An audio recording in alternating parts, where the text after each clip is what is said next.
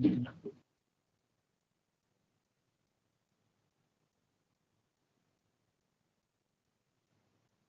evening, everyone. Welcome to tonight's meeting of the Planning and Development Board. For those of you who are not aware, we are not expecting a fire alarm or test, anything like that. So if the fire alarm does sound, it's likely to be a genuine event. Please leave the building by the nearest safest exit, which is likely to be that door. If for any reason you can't use that door, it'll be the main entrance to the civic suite that you entered the building by. Please stay there. When we exit, go to 70.G on the car park, which is more or less outside those windows. Please stay there until tonight's proper officer says it's permissible to do anything else, because as you were aware when you enter the building, we have a register who's here, and we take the fire brigade have to hunt through the building to find you. Agenda item number 2 is apologies for absence or members away on official business. I'm aware that we have apologies from Councillor Riley, who is substituted by Councillor Davey, Councillor Phillips, who is substituted for by Councillor Phillips, and Councillor Gosling, who is substituted for by Councillor Barnett. Oh, and I'm sorry, Councillor Dervix, who is substituted for by Councillor Waffles. So, Councillor Barnett, Councillor Waffles, Councillor Phillips, and Councillor Davey, welcome to the meeting. Members, are you content to note those substitutions? It's going to be particularly easy to get Councillor Phillips on. Members, we have disposable pecuniary and non-pecuniary interests. Does anybody wish to dispose anything? No? So we'll go straight into the agenda. Before I do that, can I just sort of say to members of the public, ordinarily, when we have a large attendance, we go through the list and try and work out which applications you're here for, and we try and hear them at the beginning of the meeting to avoid you hanging around for no good reason, because we genuinely get the point. You've got a life and you don't be spending all night here. Sadly for you, tonight, it's pretty even Stevens between all the applications. So there's about a third of you for each one of the 3 applications. So I'm sorry, we're going to run through the agenda as it is in the agenda. But a few hard Paddington stares might encourage members to talk a bit less, so we get round to your application. The first application for us to, the first thing to do is to go through the minutes of the last meeting. Members, are you content that I sign those minutes as a true and accurate record? Thank you. Any against? Thank you very much. The first planning application is application number 324 for the White Hart Inn, Bridge Lane, Nuneaton. We have some speakers on this application. The first of our speakers is going to be Mr. John Tiller, who is here in person. Mr. Tiller, if you'd like to take the speaker's chair while Mr. Brown introduces his report. Mr. Brown. Right, thank you, Mr. Chairman. I'll just run through the slides first. An aerial photograph of the top end of Bridge Lane. The White Hart Inn is up here, close to the junction of Bridge Lane and virtually Heath Road. The car park for the pub is here, and the application site is the site that's starred. The proposal, as you'll see from the report, is to erect 3 houses on that piece of land, with the associated car parking opposite, and retaining this land here for the car park visitors and customers. Again, there you can see just the proposal in a bit more detail. In terms of the application, it's an outline application, as you can see, so we haven't got details of the actual design and appearance of the houses that are being proposed. You'll see from the report that the site itself is inside the development boundary for Ridge Lane, and as members will be aware, that means that in principle new housing is acceptable in that location. So therefore, from an officer point of view, we have to look to see other interests or issues that might override that matter of principle. The report goes into details of those particular issues. If you want to come forward from all of the objections is the highway issue.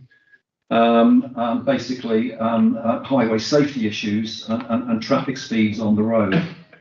The Highway Authority, being the County Council, did not object to the proposal, and as a result of the objections and representations, we forwarded those on to the County Council, and they requested a road safety audit be undertaken, as you'll see from the report. That followed, and the road safety audit went back to the County Council, and the County Council has got no objection to this particular proposal as a highway authority. In those circumstances, Mr. Chairman, as you know, we will give that substantial weight as the highway authority is the statutory body on highway issues, and your members will be aware of that in previous cases. The weight that's given to that, not only by officers but by inspectors and appeals. So that is the reason, Mr. Chairman, why the application is recommended for approval, despite being in the development boundary, and there be no substantive objection from the highway authority. Thank you, Mr. Mayor. Mr. Tiller, welcome to the Council House. Thank you. My colleague here will explain the rules on public engagement. Thank you, Mr. Tiver. You've got 3 minutes in which to speak, and I'll start the clock when she starts speaking. For 2 minutes, I'll tell you that there's 1 minute left. Thank you. Can you hear me okay? Everyone? Can you hear me? Yeah, if you press the, where it says in the middle, push, Yeah, a green light should come on. Right, okay, thank you. I speak on behalf of many residents of Ridge Lane and Manchester Parish Council who all strongly object to this application. Concerns are voiced during an informal meeting of the Parish Council in September 2023, and then further objections noted during a public meeting at the White Hart Inn in October 2023. Key objections are as follows. 1. Manchester Neighbourhood Plan states that tandem development should have direct highway frontage access. Having to drive through a pub car park is not direct highway frontage access. 2. Access to the car park is already in a very congested and restricted part of Ridge Lane. At busy periods, such as early mornings and late afternoons when the school bus is present, the traffic is frequently at a standstill opposite the car park entrance, as cars are parked down one side of the carriageway. Passenger buses encounter the same width restriction and have been known to mount the pavement in order to proceed. Furthermore, larger articulated vehicles frequently contravene the weight restriction of 7.5 tonnes. These incidents are recorded in the CCT of the White Hart pub and witnessed by residents, including myself. All the above objections will be intensified by granting this application. 3. At the moment, movements into and out of the car park are governed ostensibly by the pub's opening and closing periods. This is generally after 4 p.m. to 11 p.m. during weekdays and after midday until midnight at weekends. Granting this application will result in movements into and out of the car park 24/7, as dictated by the residents of the new dwellings. This will undoubtedly increase the risk to pedestrians and other vehicles in the lane. 4. The road safety audit taking place at 11 a.m. on a Tuesday morning does not reflect the true traffic flow experienced generally through the lane. 5. A bus stop is situated on the site of the proposed entrance splay, but not shown in any of the drawings or plans. 6. A great crested news has been sighted and photographed close to the development. 1 minute left. 7. Access for emergency vehicles and larger delivery vans such as Amazon, DPD, home shopping, etc. will be jeopardised if larger vehicles occupy the spaces, which is often the case. Having made the delivery, they will then have to reverse out into the main road, as they cannot turn round in the car park space available. 8. Widening the display will reduce the size of the first floor spaces, car park spaces, for small compact vehicles only. 9. Accidents. In the observation section of the planning proposal, section 3, paragraph 3, highway safety, it states that no accidents have been recorded within proximity to the site. There have actually been 2 accidents in the past 4 years, one of which was fatal. Consequently, in conclusion, the reporting, especially with regard to highway safety and traffic volumes, does not represent the reality and consequently wholly negative impact this proposal will have on our community. Your time is up. Thank you.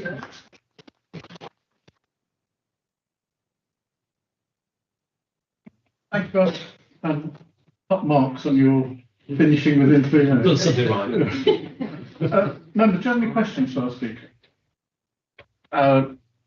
Councillor Jobs. Thanks, Chair. I think there's two things that strike me looking at this. That a lot of planning applications say you should always be able to enter, leave and enter in a forward gear. It's going to be difficult.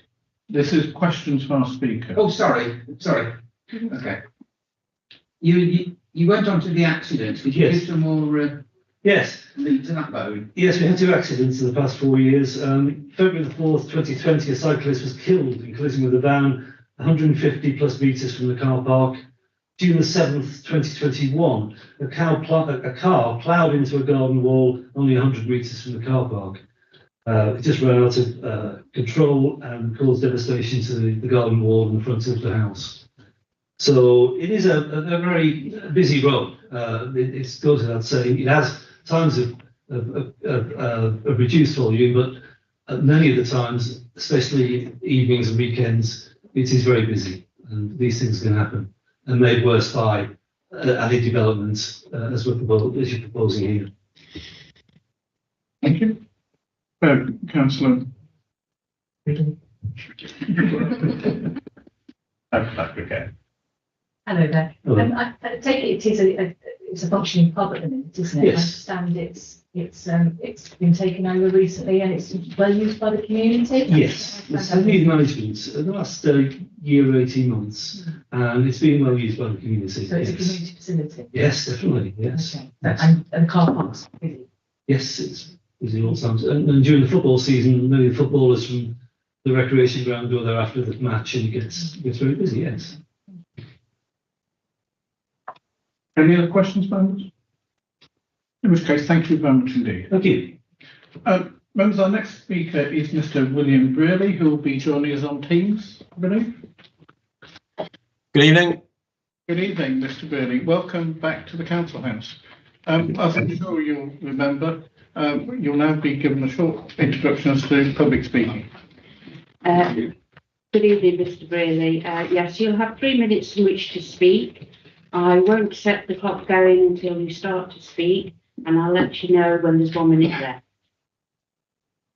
Thank you. Thank you, Chair. I thought it useful to explain the context behind the application.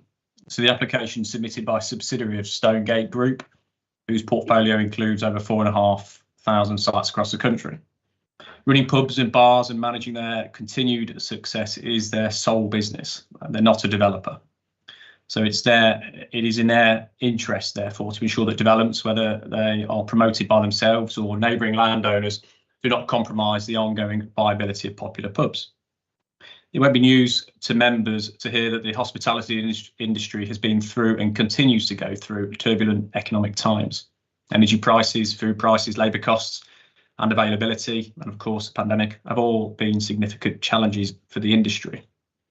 Finding ways to lever in funding to reinvest across the estate has become an essential part of the business. So as part of this, the company frequently reviews surplus land.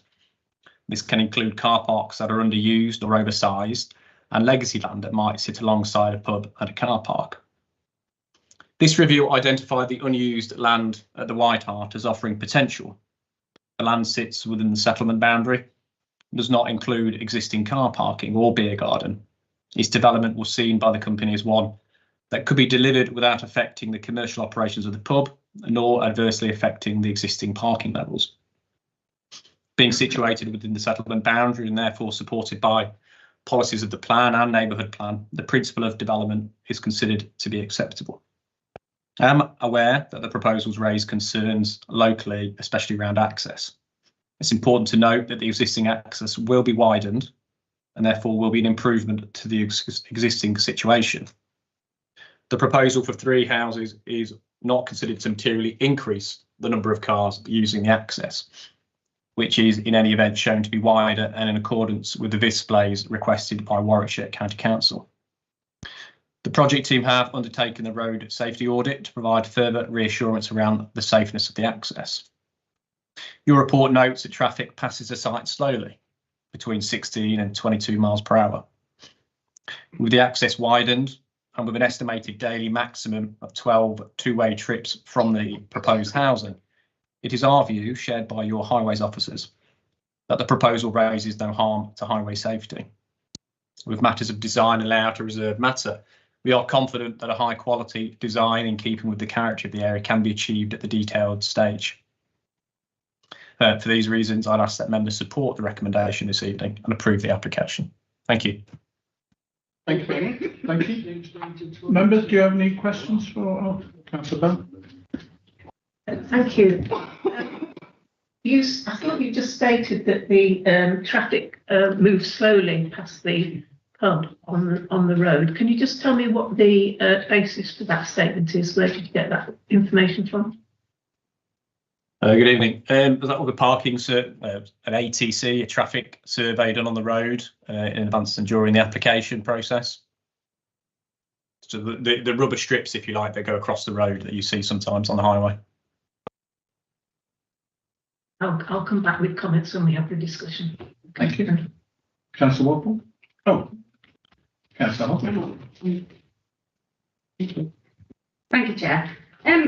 Just one question regarding the widening of the entrance to the car park. Where is the widening going to come from? How is that going to get wider? So within the confines of the application site, yeah. So just on the front there onto Ridge Lane, there isn't an existing plan on your screen, but you'll see that the existing access is being widened there and retained at a width of 7 metres once you get into the site, and then that narrows down as you get into the site and into the car park to 5 metres. So the existing access point, if you like, where it sort of emerges from the car park into the highway, is in the same position. So it will be widened. Thank you. Thank you, Chair. Councillor Walpole? Thanks, Chair. Could you just talk me through, because one of the residents that spoke first actually raised quite an interesting point about if there were delivery vans and how they would turn around to then forward face and go out without reversing onto the main road. So could you explain how that would work, please? Thank you. So I don't actually have the width of the shared drive at the top end there, and bearing in mind the layout is a reserved matter. But I understand that a box van, a Morrison Sainsbury's home food delivery van, can turn within that shared surface. I think as the site is brought forward either by a full application or reserved matters application, I'd expect tracking to form part of that. The scheme that you've got there, that layout there, is not what we are proposing. It's an example of how that site could be developed. So the gardens that are shown on that plan are quite long. They are, I think, in excess of 30 metres, 15 metres in depth, and are of a size more than what your standards require. So, and also they are set back from the drive. What I'm saying is that there is adequate space within that site to be able to accommodate the 3 homes proposed, the parking proposed for those homes, and sufficient space for a box van, home delivery van to turn and leave in a forward gear. Thanks, Chair. Just to come back on that then, if all the spaces were occupied with vehicles, would that still be a reasonable suggestion? Because looking at that plan, it looks like if there were vehicles occupying all of the spaces, that would make it incredibly difficult to turn. I mean, I'm guessing that this is to scale, and if it is, then that would make it quite difficult to turn the vehicle round. Just wondering, if that's in fact. So the parking for the pub, it's within the red line, but we're not reducing the car parking for the pub. So the sort of area of land that's edged in green by those hedgerows, if you like, which forms, I suppose, the development site, that layout is indicative. That isn't what we are proposing, and nor would it be what you're approving this evening. So a second application, as I say, whether it's a reserved matter, and that would have the layout, the external appearance, scale and landscaping. Those are matters that you as officers, your officers, or you as the committee would would consider in detail. So in answer to your question, I think I'm confident that a scheme can be delivered which shows space for that turning to take place, but you members aren't approving that layout today, or determining that layout, I should say. Thank you. Thanks, Chair. Councillor Bates. Thank you. The previous speaker mentioned that the pub is a community facility and is being used a lot more now by the community. So is all of that space at the back not used by the pub at all? It's completely underutilised. Is it ever used by for parking for the pub? At the moment, it's vacant land, undeveloped land. So it is my understanding it is not used. Certainly not used for car parking. Whether it's ever used, for events occasionally, for community thing, there'll be local residents who would be able to probably speak more confidently on that. But certainly by the pub, it isn't used, and certainly not used for car parking. Okay, thank you. I think my other question was similar to Councillor Ropples in regard to turning point, but you've answered that. Thank you. Councillor Bell. Thank you. Just going back to the widening of the access onto the road, it would appear from the diagram that can only be done by taking a triangle off each of the car parking spaces. So if it was a small car, that would be fine. If a normal size car were to park there, that would in effect narrow that entrance back to what it is now. How are you going to make sure that widened access remains a widened access? So there will be, and I haven't got the conditions in front of me, a condition required, because we are having the point of access is part of our application. It is what is being considered today, along with the principle of development. So there will be conditions insisting, if the application were to be approved, that access design meets the standards that we establish today. And I would envisage that condition would ask for a more detailed design that would meet the parameters established today. So, to reassure members that if it was approved and if it was then subsequently built out today, the dimensions that we're talking about, that is what would have to be delivered in order to accord with the established outline consent. I'll come back on that, Chair. Yeah, I understand that you will arrange for the access to be widened, and as you say, it is part of what we're deciding today, but that can only be done by having a restricted length car at either side of the first parking spaces. My question is, how are you going to ensure that a full-size car isn't put there and therefore narrowing the access? I don't actually have the length of those 4 spaces. I think it would be. So that access drive there, you can see on that plan, has that boulder line. It's retained for 7 metres back from the highway. 5 metres or 4.5 metres wide, which is where it sort of narrows down to, is still wide enough for 2 vehicles to pass. So in the event that a car of a length of longer than the reduced width there parks there, on those occasions there would still be 4.5 metres width, which would still be wide enough for 2 cars to pass each other. So in answer to your question, I can't say to you we can control who parks there. No one can say that. But on those occasions where that happens, and there very well might be those occasions, a width of 4.5 metres is still retained at that point. I won't pursue it, Jim, but that wasn't my question. I'll talk about it later. Councillor Jarvis. Thanks, Chair. You said about vehicle movements from there being 12 for what you proposed as being the movements per day. Correct me if I'm wrong, Mr. Brown, but I think that what the county council used is 6 vehicle movements per day per dwelling. So you're only declaring 2/3 of what the planning requirement is. I'm going from the information contained within our transport statement, which is a daily two-way trips of 12 from the site for 3 dwellings. That transport statement has been assessed by officers at Warwickshire County Council. So I can only take it that given that hasn't been flagged as an issue, that figure is correct. You know, I'm not a highways consultant. That report has been assessed by Warwickshire County Council and has been found to be acceptable. So I can only go off that, I'm afraid. Thank you, Chair. This is a similar question to Councillor Bell's question, actually, but and it was a point that was raised by Mr. Tibbin earlier, is that every time I've been past this, there's been kind of long wheelbase transit vans parked in some of these that intrude well outside the parking spaces.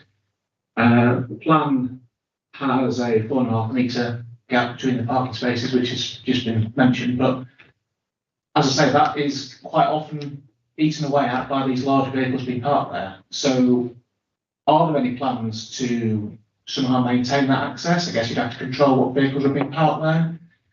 And if so, I mean, that's going to displace those onto the road and cause further parking visibility issues on the road. I don't know how. I don't think there is a lawful way to control the type of vehicle that parks in any given space, other than marking respective spaces out. What I would say, though, is the situation you've just referred to is an existing situation on an access that is narrower. I suppose I don't know how the development of the 3 dwellings would change that situation. There would be more trips generated from the site. We're saying that would be approximately 12 two-way trips a day generated from the proposed development. But the situation that you've just spoke about in terms of a larger transit van or similar type vehicle parking in any space, that is a situation that already exists. And even if a transit van was to park, I suppose, in one of the spaces, that would still leave sufficient space with it oversailing potentially the car parking space. It would still leave sufficient space for residents of the development to get into the site and leave the site.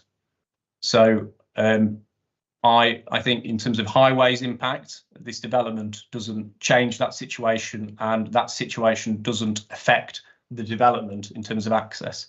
Is my response to that. Thank you, Mr. Chairman. Going back to the car park, while the members have been talking, they probably may have picked up on this as well. I'm looking at the very back of the car parking as you then go in to these 3 houses that you're looking for. I'm kind of wondering that how would you prevent the use of public or people using the pub to use those one of those 8 or more parking spaces that are just in front of the houses? Also concerned how you would handle as well, because those, certainly the last car parking space is very, very close to the first house, really close. And I'm just thinking then late at night of the amount of noise. How would you control the noise that would potentially come from people making their way back to their cars, or even coming out of their cars and actually going in to that parking space area of those dwellings to turn around or do whatever? I'd be very interested in your comments, please. So 2 points there. Insofar as preventing people from accessing the public, if you like, patrons of the pub accessing the resi parking spaces, I personally would see that through design.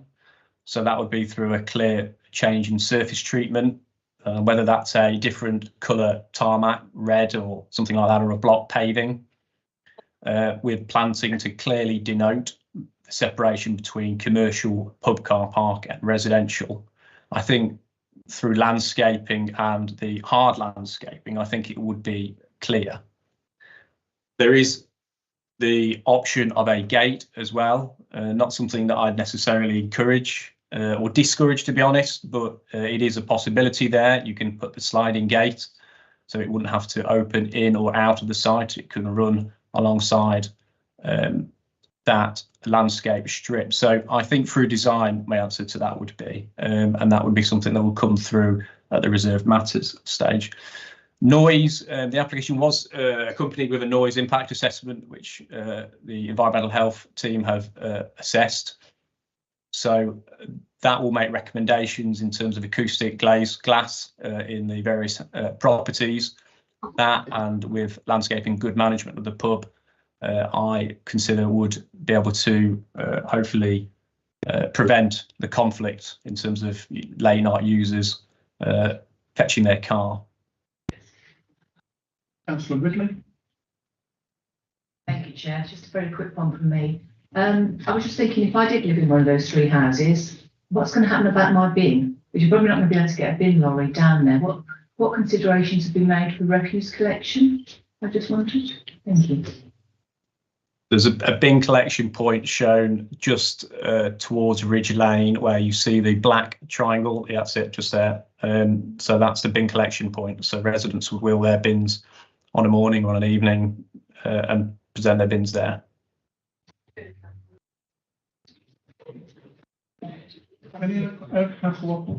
Yeah, sorry, just another quick one. One of the residents again mentioned the bus stop. Has there been any consideration made for that? Thank you. Consideration, sorry, in consideration in respect of moving it, or? Yeah. The access, the point of access hasn't changed. That was picked up, all those matters was picked up with the road safety audit, that road safety audit, which was undertaken by a third party approved by Warwickshire County Council as a body that, you know, is capable of undertaking those safety reports. That wasn't flagged up as a safety concern. So as a consequence of that, then no, there is no proposal to move or relocate the bus stop. Thank you. Thank you, members. Mr. Beery, you might think you've had more than your fair share of questions, but I just have a couple, if I may. The application is largely for outline with access only to be determined tonight. To the best of your understanding, is this application, as we have, the illustrative parts of it, likely to be what your client would wish to see, or are you aware of any possible changes to the outline? It's really difficult to say, Chair. My client, they're a pub operator. Their intention, they're not a builder. This, if it got a planning permission, this will be on the market and would likely go to a local builder, given the scale of the development. They will have their own, either their own house types, their own styles. I suspect, in my experience, we've dealt with other sites of this nature, this client in other authorities, it's typically bought by a local builder who typically will seek to make an application reserved matters. That normally does deviate from the layout submitted for various reasons. That might be because of the house sizes they want to deliver. It might be to do with they want to do 3 detached if they can fit it in, or they might see the market there being easier to sell if it's a terrace of 3. So all of those considerations, those commercial considerations, I can't say, but I imagine it will be a little similar to this, but different. Thank you. My next question is, in his evidence to us, Mr. Tiller talked about 2 pretty serious accidents at the property, one outside the property rather, one including a death. Were your client aware of those before tonight? No, absolutely not. It's a surprise. So our transport statement says that there have been no accidents recorded within the last 5 years. I think it then goes back and says within the committee report that goes far back as 1990. I don't live locally, you know, I go off that information now. So I don't know the background behind that. Warwickshire haven't flagged it up, so whether it's not on whatever record database that they use to assess that, but that database is the same database used by both consultants and county council. So I don't know. I didn't know it, and I don't know why that has not been flagged up. But this is not in any way to play down what sounds to be a very tragic accident. I don't know what the circumstances. None of us know what the circumstances were. All I can do as a consultant on behalf of my client and as officers, I guess, is look at what is proposed in terms of the visibility display. And I think the road safety audit, which again to stress is not undertaken by our transport consultants, it's a third party report done by a consultant that's approved, if you like, on an approved list by Warwickshire. That flags up things like signposts being in the wrong place, bus stops, for example, screening visibility, grates within the footway. All of those sort of physical items are assessed as part of that RSA. That hasn't flagged up that this scheme raises any safety issues. So as tragic as it is, I wasn't aware of it, Councillor.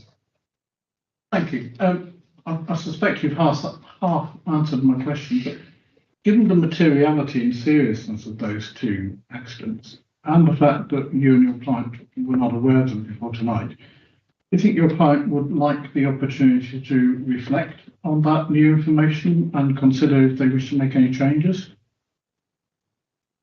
I mean, we'll always reflect on something like that. But I think given that we've got the road safety audit, I don't think that even knowing that would change the design and what is submitted before you this evening.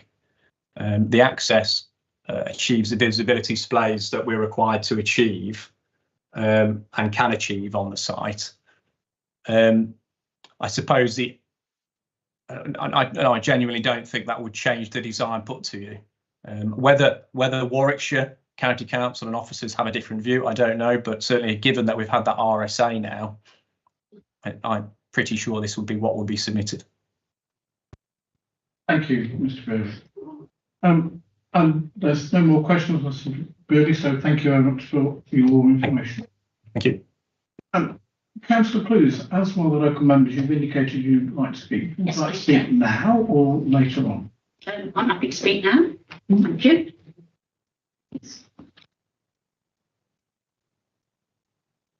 I think I need it. Evening, everybody. Thank you, Chair, for allowing me to speak. I am not a member of this planning board. Sometimes I do so, and if I only turn up, it is to save a tree here and there. But tonight, I'm here to ask you to listen to my residents and listen to my concerns. The parish council work very hard. As we all know, most parish councillors are volunteers, and the councillors come from Manchester and Ridge Lane. They work very hard to do their neighbourhood plan, as most of us sitting here have done in the past. It was a cost to the ratepayers, and at this time, they do not think they are being listened to and that their parish plan is being took serious. The first bit of the parish plan states, the adopted Manchester neighbourhood plan is a document enriched in law and voted for by the community in the spirit of localism. They do not feel that that is being listened to, especially on page 17, policy H1 section B, relating to the smaller infill sites, which was stated tonight by a parish councillor. Some of the concerns of those and some of the concerns of mine is that the parish council believe that on the 23rd of August, Warwickshire County Council put an objection in on the plans that we have tonight, and on this planning application, there is no objection from Warwickshire County Council. We have heard a lot about tonight about where things are going to be. And regarding the display and the bus stop is not on the plan, as you can see in the plans in front of you. It is right in the corner there. So it is stated tonight that that display will be took off for a better entrance, but it will leave the bus stop open. That bus stop is where the children exit the bus. The children in Ridge Lane on that bus are from infants to high schools. And this Thornton board, or the person who is doing this planning, say to me that those children will be able to exit that bus safely. The one that was done, the speed watch in Ridge Lane, the parish council have been lobbying, and so is the county councillors and borough councillors, for a long time to get the speed reduced in Ridge Lane. At the minute, they have got a successful speed watch in Manchester. The police would not allow them to do one in Ridge Lane because there was nowhere safely for the volunteers to stand to do this. It has not been stated on that plan, but the resident of 18 Ridge Lane has access through the car park. Is it still going to be safe for that access? It is also not, but I will mention it tonight, that number 20 has got a designated disabled space outside her house. This is going to be great concerns for anybody parking there, especially when any building work is being done.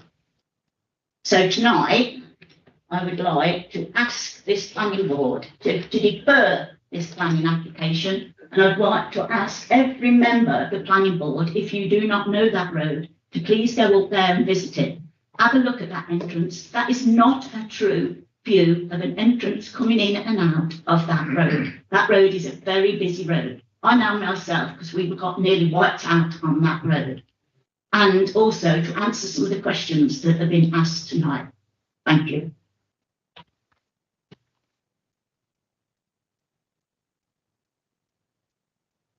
Thank you, Councillor Post. So members, I think I saw Councillor Parsons first and then Councillor Jarvis. Thank you, Chair. The word that sort of comes into my mind when I look at this is conflict. You know, there are conflicting interests here. I can accept that perhaps the entrance may be made workable, although I've got some doubts about that. But the long car park through to the estate is going to be a major problem in my view. I appreciate this is an application in principle, the turning circle, yeah, all the rest of it, that can be looked at. But the problems that are going to arise from that car park, I don't accept the numbers of traffic movements that have been put there, that they're wholly inadequate in my view, and from my experience, basically, of what happens in an ordinary home these days. You know, people are shooting in and out in their cars all the time. And then, of course, as you have children and grandchildren and all the rest of it, the cars multiply. I understand the desire to develop that piece of land. It's there and it's not being used and not being utilised. But I really do think they need to look again at the use of that land. The entrance to the car park is just not a viable entrance, in my mind. I think, as I say, this is a recipe for conflict and I couldn't support this application. Thank you, Chair. Thank you. Councillor Jones. Thank you, Chair. Somewhat similar to Councillor Parsons, that there's so many questions on this and very few answers. The guy that, the second speaker, was very woolly in some of the answers. I know this area extremely well. I travel it fairly regularly. And when you say 16 mile an hour average speed, you know, add 50 to that, because some of them are 60, 70 mile an hour on that stretch of road. It's when you get round the corner, boot to the boards and away you go. And we've also got to give some credibility to the scale of that. And if you look at the distance between the car park spaces for the pub, bear in mind you've got a considerable number of movements for the houses. There's going to be a time where they can't pass and people are going to have to reverse out onto the road. There is no, so looking at the scale of that, and I know we can't take into account what's there already, but we can take into account what the difference is with these houses. And when you look at, you know, they have a Tesco delivery and a van comes, one comes in, another one can't get out. There's going to be people reversing onto that road. I think that there's been so many questions asked. I would actually propose a site visit so we can get more details and get a more accurate view of this, because there are so many questions and not enough answers. Thank you. Thank you. Councillor Hobby. Thank you, Chair. I just want to refer people to page 27 of 231. It's Appendix A, an aerial photo. Now, there are some observations, just 2 points that I want to make about this. I don't know what time of day this photo was taken, but it wasn't taken at a time of day where I travel down this road. I'm very local to this area, and it's not given an accurate picture of what that road looks like. I've never seen that road without cars on the one side, so I'm not sure what time of day that was taken. Also, as I've looked at it a bit further, there's actually a long wheelbase vehicle in the photograph. And you can see, with the space empty behind it, it would be able to reverse and then pull out forwards. If that space was full, there would be no capacity for that vehicle to turn around. And that's in the aerial photograph. Some other points, just listening to everybody's thoughts and feelings on this. A planning application should not be used as an excuse to keep a local business afloat. That local business is a fantastic, well-used pub, and it shouldn't be given as a reason to pass any planning application. I'm also a member of Harley's Road Safety as a result of a death on Anstey Common, and I do regular community speed watches with the police. I've also volunteered for the speed watch on Ridge Lane when they were getting their speed watch together. And unfortunately, I've never been able to do a speed watch there. I'm speed gun trained because, like Councillor Clues has said, there is nowhere safe to do a community speed watch. My last point on that, it's disheartening to see that highways report knowing that road. I think enough of us know what that access looks like and what that road looks like. The highways report is incorrect. There have been two serious accidents over the last couple of years. As a member who lives locally, who will drink in the pub and who sits on the planning board, I cannot, with any confidence, vote for this. Thank you, Chair. Thank you. Councillor Pence? Thank you, Chairman. I, like Councillor Hobley, I can't believe the Highways response to this, because this is part of my county division. I've been working with Highways for at least a year on how we can possibly calm the traffic down going into Ridge Lane from this end of the village. They come round the corner. It's a very wide splay where it meets Monks Park Lane to Heath Road. And so the traffic doesn't have to slow down to get into the village. It's coming into the village at high speed. And I'm working with Highways to try and calm it down, and yet they don't have an objection to it. This road is notoriously difficult to navigate the whole way, but this part of it is particularly dangerous. Now, I don't suggest this lightly, Chairman, but I would like to suggest we get an independent Highways report for this, because I do not believe that this Highways report represents the true picture here. Thank you. Councillor Ridley? Thank you, Chair. I concur really with all the comments that my colleagues on planning are making. I've just quickly had a little look on the interweb, and sadly a man on a bike did lose his life in Ridge Lane. That was on the 4th of February 2020. And also a car ploughed through a wall into a house on the 8th of June 2021. So it's not very difficult to find these incidents. So I don't know exactly what company they're using for their data. But you know, I obviously use Ridge Lane an awful lot as well, and I too would be concerned. But I think it's very important for us as a board to go and actually complete a site visit to actually see for ourselves. It's very difficult to get an impression when you're looking at it on a flat screen, but certainly getting the flavour of it, I think, is something that this board needs to do and actually attend and look at it. Thank you. Thank you. Councillor Waffles and Councillor Phillips, I saw you both at the same time. You choose. Thanks, Chair. Just a couple of observations for me. This is a proposal that by the admission would not necessarily be the end result as well. So we could be looking at something even worse, in my opinion. I have serious concerns with the vehicles potentially reversing onto the road. We've already now stated tonight through our evidence from here and not from the highways that there's been a fatality on this road nearby. We've also heard from Councillor Clues of the potential hazard with the children, which to me adds another layer of even more danger now.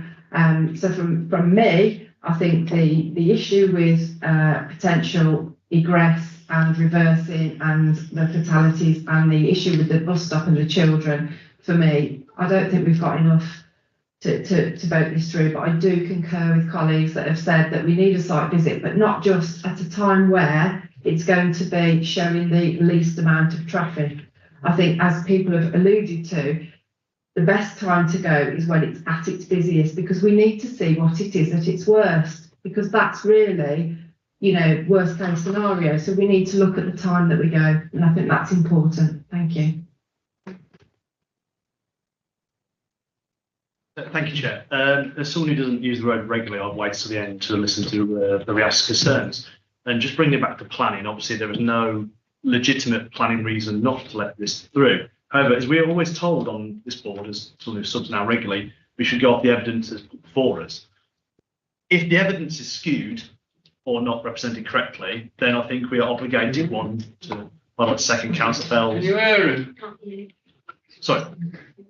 Oh, sorry, it's very far away. I could shout louder. I'd like to second Councillor Bell's recommendation that we go for an independent report. I think that's a very sensible thing to do. And also second the idea for deferral, so we could have a site visit. As I think just for pure planning reasons and being just a bit impassioned, I'm not a local, it seems fair those are, I think, legitimate reasons to defer. Thank you very much. Councillor Fowler? Thank you, Chair. I actually agree with a lot of the comments that have been made about deferral. Councillor Bell talking about the independent review as well. I was looking at the clock and it just shows you how long that we've been talking about this to show the concern that the residents are here tonight have. I don't know this area fantastically well, and I too would welcome, hopefully, depending on the time that we have the site visit, but I would find it extremely helpful to see the area for myself, which would help. So deferral would be very well recommended, Mr. Chairman. Thank you. Thank you, Councillor. So if I could just try and, Councillor Bell. Sorry, I'll try and be brief because I think most of the concerns have already been raised, and I think I've echoed most of that. But I think I'd also be in favour of deferring it so that members who aren't familiar with it can go and get a flavour of it. And equally, I fully agree with Councillor Bell's proposal that the road safety assessment that's been provided is obviously flawed, and I think we should try and get a second opinion. Thank you. So members, we've had two proposals, both pretty much together. If I could put them together and say, I think what the board is saying is deferment based for a site visit and for an independent traffic assessment. Have I understood that properly? Are there any other proposals anyone wishes to make? So in that case, can I see those in favour of deferring this application? And anybody against? So the item is deferred. And Mr. Brown, can you put the process in place for an independent traffic assessment?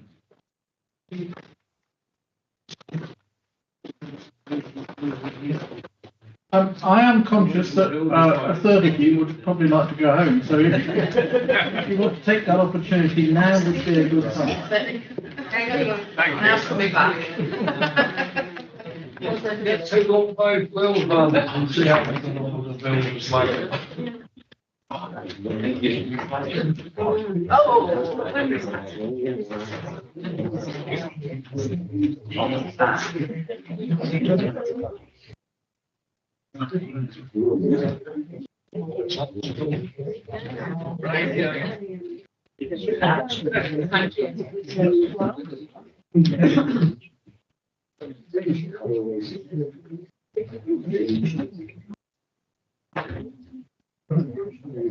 So, I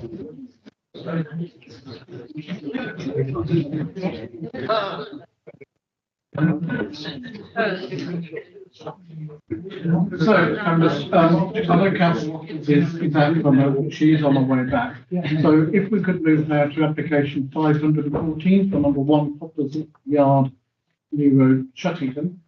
We have 2 speakers, the first of which is Mr. Steve Harlow. Mr. Harlow, if you'd like to take the speaker's chair whilst Mr. Brown introduces his report. Right, thank you, Mr. Chairman. Again, I'll just go through the slide replicated from your paper copies. This is the site outlined in red, as you can see here, with the access onto the main road. The property is here and the garage is here. The rest of the development is, as you can see here, slightly larger development here on the right-hand side, larger illustration of that. The extension being here, the access into from the new road here, and the garage, as you can see there. These again, this is the approval for the conversion, which is referred to in the report just over 10 years ago. The six units, as you can see there, numbers 1 to 5, with the additional unit at 6, and the area we're talking about is down here, with unit 1 here, the extension being in here, and the tower that's referred to in the report is this area here, which is in the back. Again, the elevations of that approval, which are referred to in the report and also in the objectors' presentations. This is the original plan that came in for the extension. You can see here it's extending beyond the gable of that particular end, which is down there vertically. Again, in plan form, you can see that here, both on the ground floor and on the mezzanine floor. You will also see that replicated in the elevation with the half hip, which has been retained through the process. This is the current application, which is before you, the current proposal that you can see in front of you, with the reduced width, as you can see. The length remains the same, the half hip remains the same, and the report goes into detail about the windows, and I don't need to outline those to you. On the plan form, you can see the change that's occurred there. And then the garage, again, this is the approved scheme. As you can see, the garage down here with the approved scheme, and then the current scheme with the addition on this end, as you can see, and also the report refers to its location and also to the lights, which I think I have a photograph showing the light on that particular garage. Members will have visited the site a little while ago now, and a brief report of that site visit is attached as an appendix to your report. And members that visited the site may wish to comment as a result of that particular visit. Members have in front of you a package of objection letters which came in this morning. Looks like this. It's not the one with Avon Vale on the top. You'll find there's an email and 2 letters which have been copied round this afternoon. And I said to, as the chairman is aware, I said there'll be hard copies available tonight, and they are now in front of you. Mainly, there are 2 issues involved. If I can summarise the letters. First of all, the main letter, the longer letter, and in fact it's repeated in the second letter as well, indicates that in the report doesn't go into every single bullet point in LP 30, and therefore some of the issues there some of the issues that might have arisen have been omitted, or there are incorrect recognition of the issues involved. The first letter, conveniently on one page, actually refers to the agenda paragraphs, and then also looks at LP 30 and the contraventions on the other side. So you have 2 columns. So it conveniently runs through those changes which the applicant, the objector considers have not been considered. And helpfully, on the very last page, outlined in yellow, are those issues where the objectors think there are breaches of LP 30 and also the other policies involved. They are outlined there in some detail.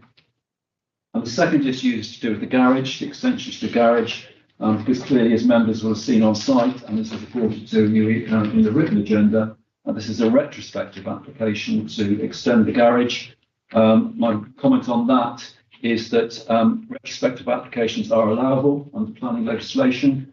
Whether the board considers there's an enforcement notice is necessary in terms of the breach, that's a matter for them.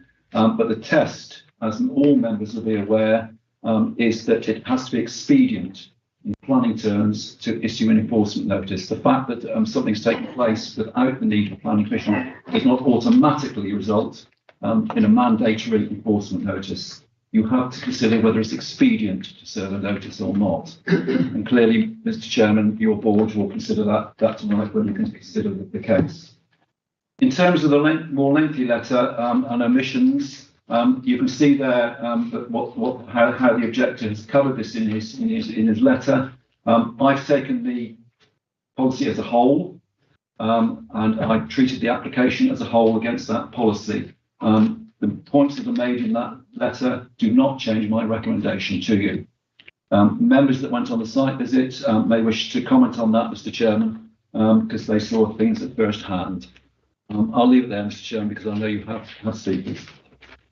Thank you, Mr. Brown. Ms. Harlow, welcome to the Council House. As you may have guessed, my colleague will now explain the rules on public engagement. She's probably heard it before. We've got 3 minutes in which to speak. I'll go when you start to speak, and I'll let you know when you've got 1 minute left.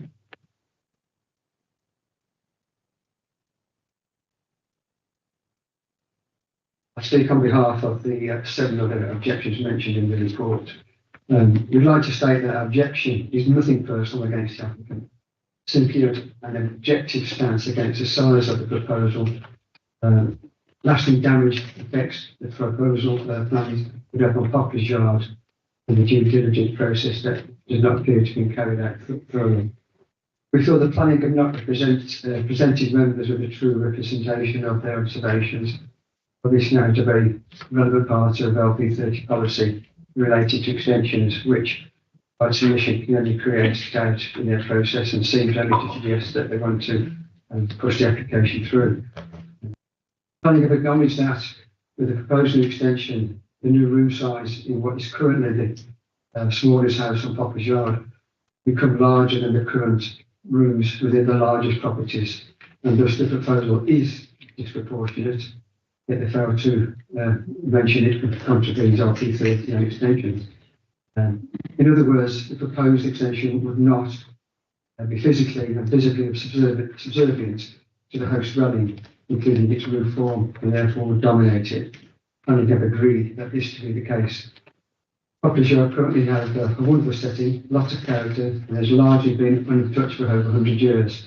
In addition, the tower, as described by the Plan Department, is a unique major individual characteristic of Poplar's Yard, which greets everyone on arrival into Poplar's Yard. It is what stands out first on arrival. This unique view on arrival should not be obscured or lost. We urge you to maintain this visual impact this has to everyone on arrival. Secondly, we're not happy with the 3 breaches of the original garage planning application, followed by an enforcement action notice, which has now been conflated with the extension application. They should be treated separately. Due to the false red line boundary disclosure by the applicants, we now feel a victim of a massive technical infringement. We understand that land ownership is not for you to consider, but this could have and should have been prevented. There are rules to be followed in the planning process, and the applicants has adhered to them either pre or post approval. There's a right and wrong. We therefore urge you to enforce the breaches of planning be put right and the size of the garage reduced. By not doing so, we feel the committee members would create a very dangerous precedent that could massively impact any further development applications. Further still, not to enforce corrections on the garage gives no confidence or assurances that the same liberties aren't taken advantage of again. Do not do so would be failing in your duty of care to protect the interests of fairness to your constituents. Thank you, Mr. Harlow. Members, do you have any questions for our speaker? In which case, thank you very much indeed, Mr. Harlow. Members, our next speaker is Gillian Natalie. Ms. Natalie, if you take the chair.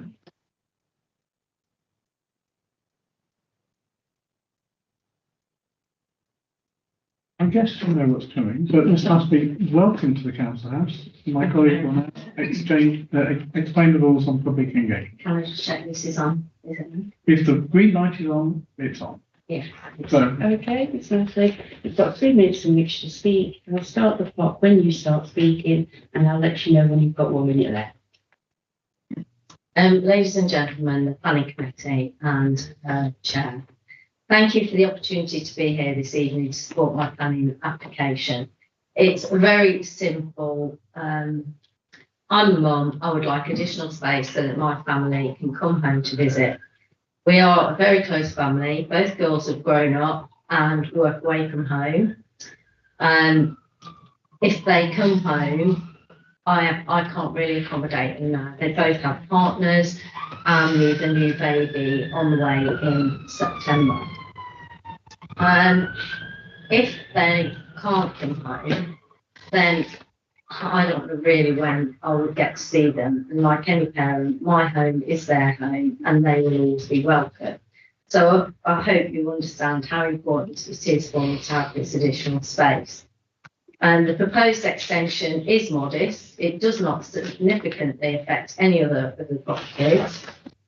And it will enhance the view from the road as it is in keeping with the site, and it will replace an awful cheap high wooden fence with brickwork to blend in with the current building.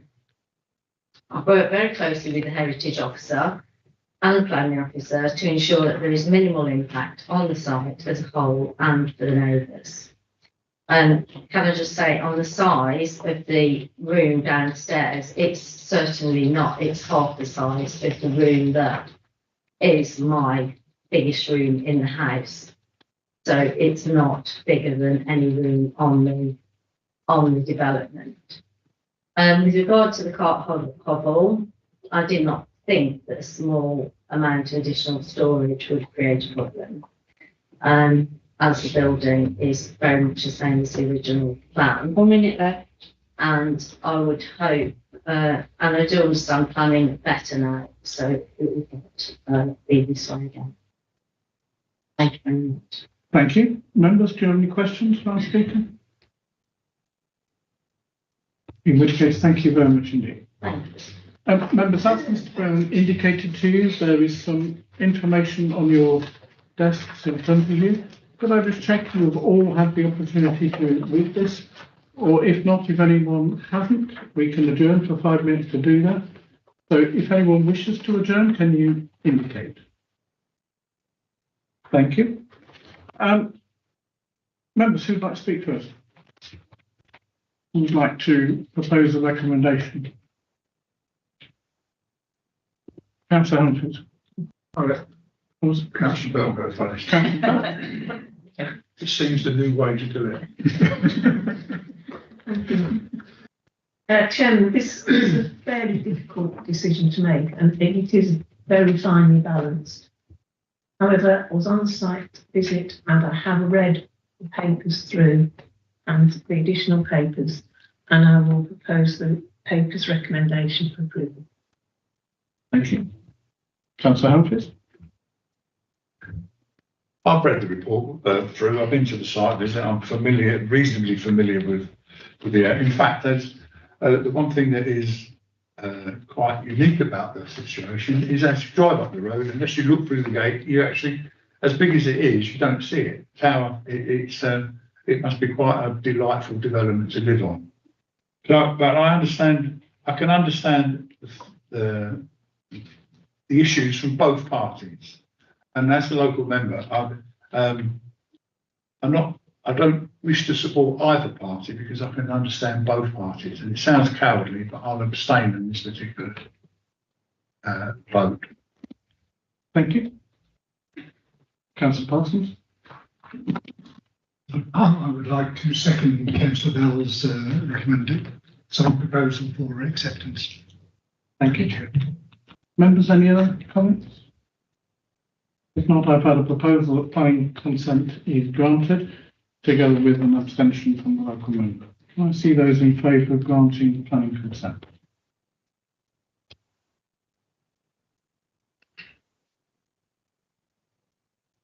And those against? And those abstain? So, thank you. That means the proposal won and consent is granted. I presume as well another large section of the public will probably wish to go home, so we can wait for a few minutes to give you the opportunity to go.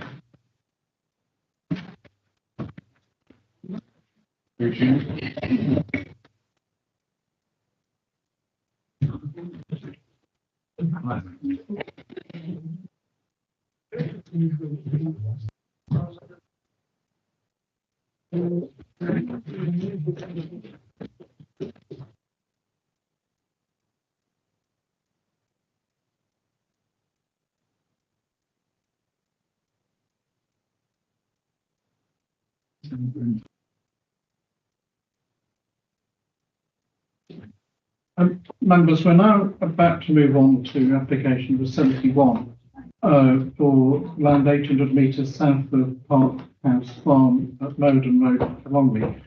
As this is an application in my ward, which I would wish to speak on, it would be inappropriate of me to chair the meeting at this point. So I'm going to hand over to Councillor Bell.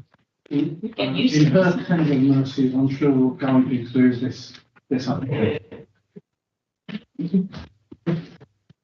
I don't think that I've made it. She takes possession. Come on, I Margaret. never get it back.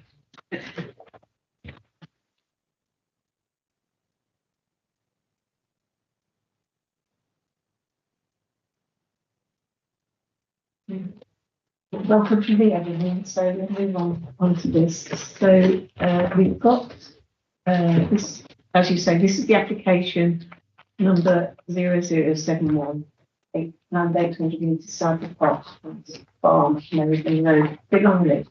And we've got some speakers on this, and the first one is Mr. Robert Pargeter. Sorry.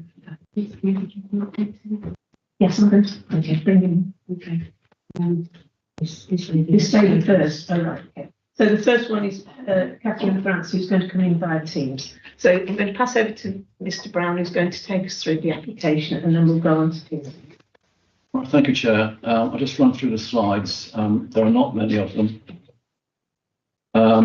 First, members will have seen before the site outlined in red here, north of the motorway.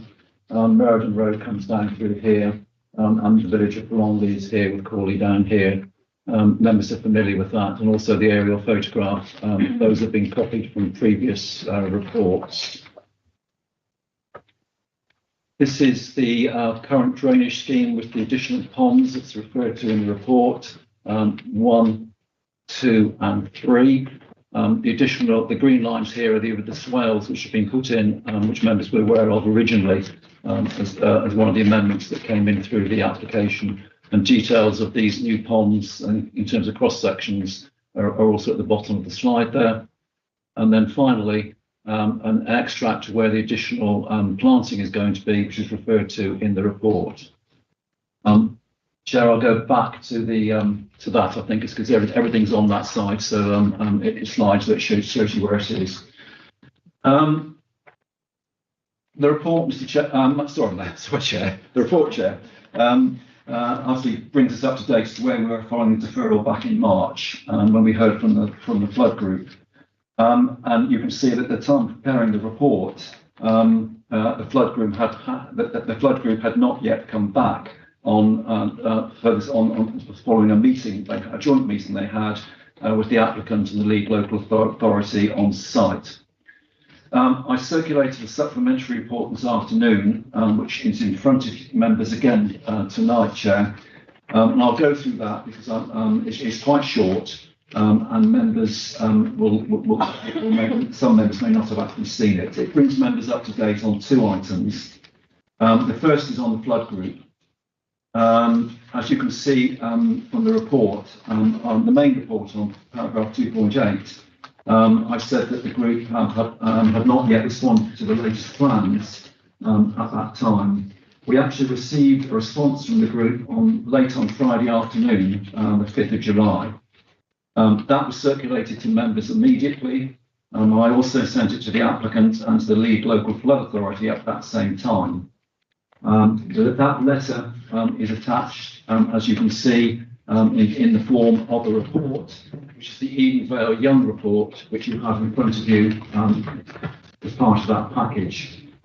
There is also a timeline, which the flood group has outlined and contained in that same package, which goes through the time period from the last deferral, just to show you what they have been doing between the 4th of March and effectively the weekend. The local flood authority was asked to comment if it was possible to do it, come back as soon as it could, and you can see that they came back, in fact, this morning. And that email is also attached to the package that you can see in front of you this evening. In effect, the local authority is saying it still retains no objection to the proposals, even given the latest information and comments from the flood group. So I'll attach that as part of the package. The applicant, I've not heard from the applicant, because as the applicant is going to speak tonight, Chair, I suspect the applicant may comment on it during that particular 3 minutes.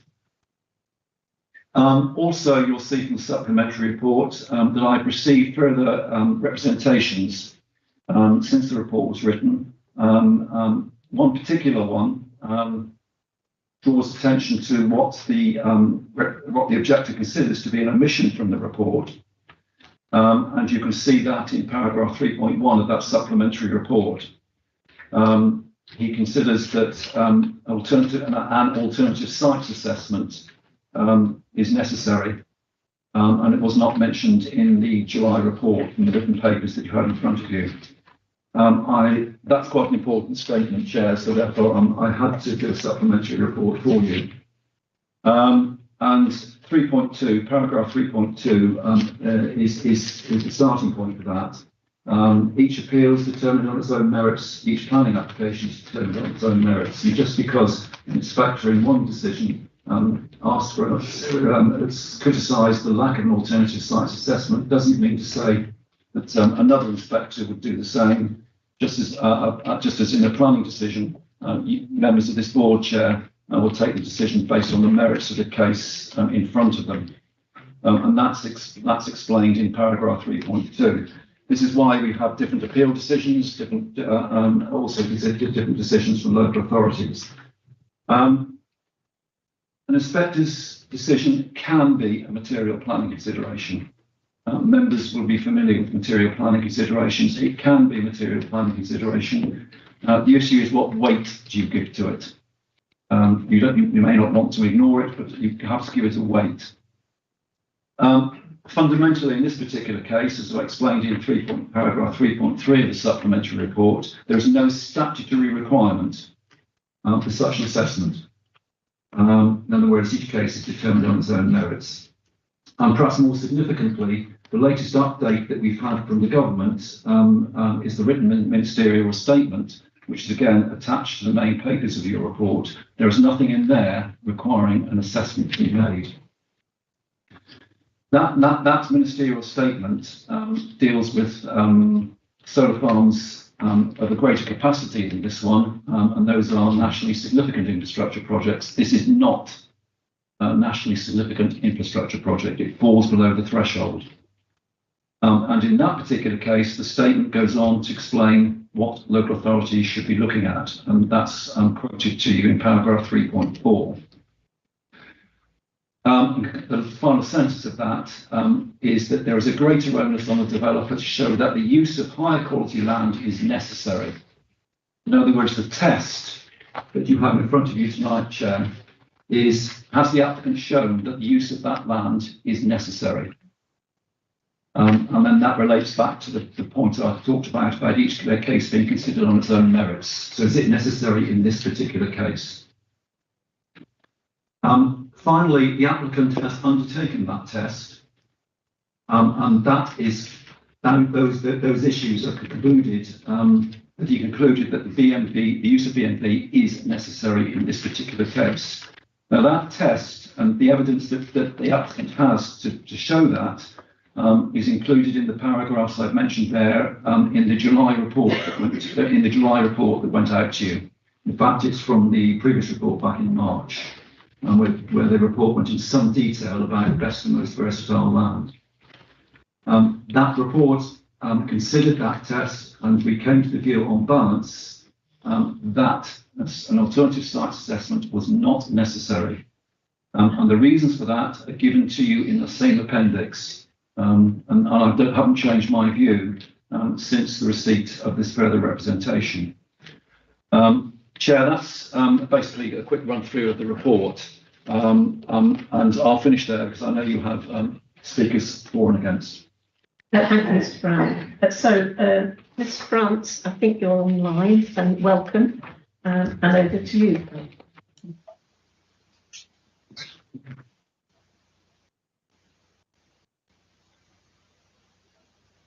Hello, Ms. France. You've probably already heard me say this a few times tonight, but I understand that you are speaking for 1 minute and Councillor Robert Parker is speaking for 2 minutes.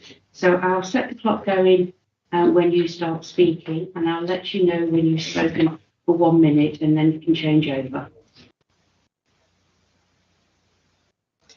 Good evening, ladies and gentlemen, members of the Planning Board Chair. I am the Secretary of the Flongley Flood Group. We were seeking a deferment that has been refused. Therefore, we object to the application. We had a site visit with the lead local flood authority and the applicant on the 18th of March. A tick box exercise and questions still remain. The Flongley Flood Group instructed their own hydrology report. It sadly was only received last Thursday. I hope you have had the opportunity to read it, highlighting 3 of several issues in that report.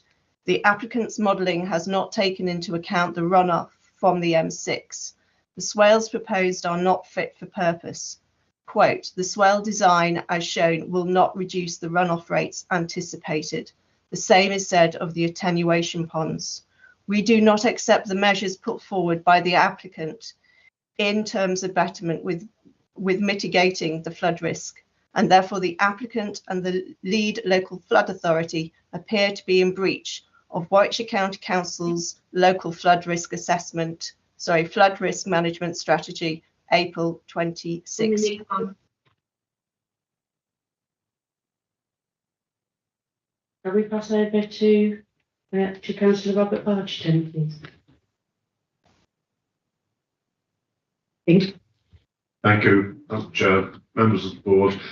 Flongley Parish Council would like you to reject this application, and our objection is backed by the majority of parishioners. I'd like to major on 3 points. Firstly, the green belt. The NPPF states that building in the green belt is deemed inappropriate unless there are special circumstances. This application has not demonstrated any special circumstances and therefore should be rejected on those grounds alone.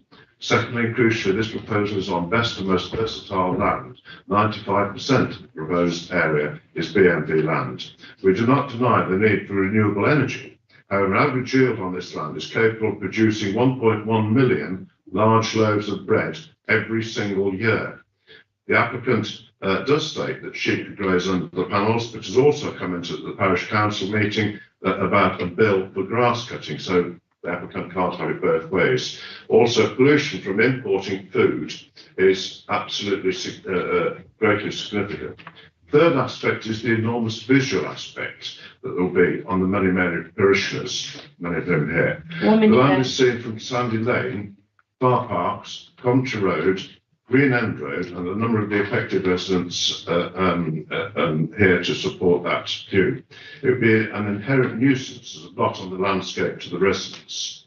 And of course, it would be seen by all vehicles travelling from the in the Meriden Road in both directions.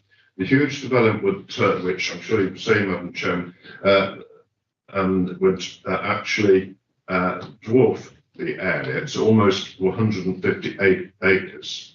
Screening proposals are ineffectual. The hedges would take time to grow, and owing to the topography of the land, even when fully grown, would still be ineffective. We're therefore asking you, please, to reject this application. Thank you. Thank you very much. We've got questions to Ms. Bransell, Councillor Partington, Councillor Waffles. Thanks, Chair. You mentioned that the majority of parishioners have objected to this. How did you gather that data, please? At the parish council meeting, we took a vote, and I think there were about 70 parishioners there. I believe there are 3 people, one of whom's a couple, wish to go ahead, and all the rest voted to vote against it. So it was just the majority at the meeting, not parishioners? Which had all been. Okay, thank you. Thank you. Are there any more questions? No? In which case, thank you very much, Councillor Partington. Thank you very much, Ms. Grant. And we have a second speaker, Mr. Mark Harding. Mark, come forward. Thank you. Thank you, Mr. Bryan.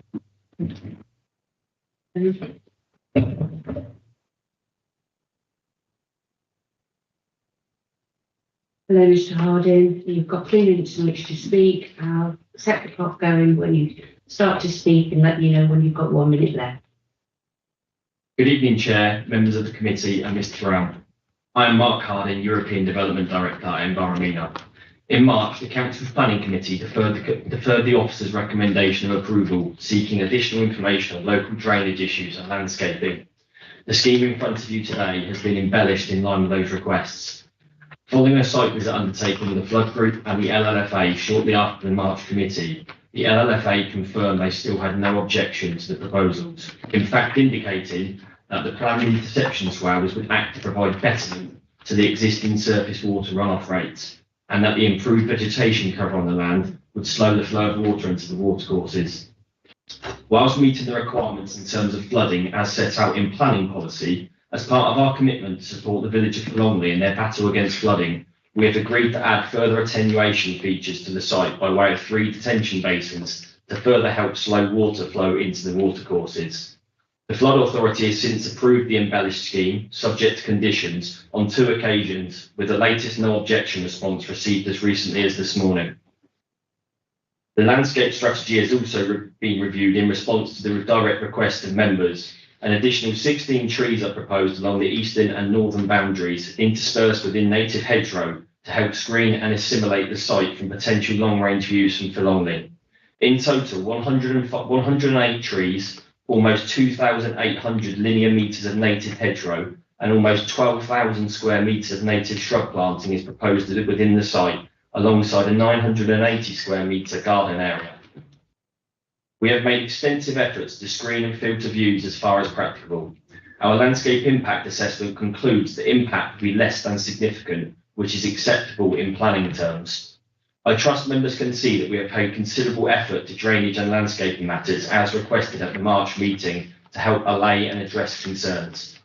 We also note recent concerns regarding the technical ability of the site to accommodate the proposed solar farm. I can confirm we have an agreed point of connection to the national grid, and a viable and feasible cable connection is achievable. Returning to the principle of this proposal, there is an urgent need for renewable energy projects in the UK. The National Energy Security Policy sets out that 70 gigawatt of solar energy is required by 2035 if net zero targets are to be achieved and the UK's lights are to stay on. To assist with this and to tackle the continuing cost of energy crisis, the government are driving greater solar deployment with 50 gigawatt of solar energy to be generated by 2030. The Philongley scheme can be at the forefront of this solar resurgence. To summarise, there are still no significant impacts arising from the scheme. There are no objections from the statutory consultees or North Warwickshire officers, and significant environmental, social and economic benefits can be delivered. As such, we continue to support the officers' conclusions and respectfully request that planning permission is granted. Thank you, Mr. Harding. Members, do we have any questions, Mr. Harding? Thank you.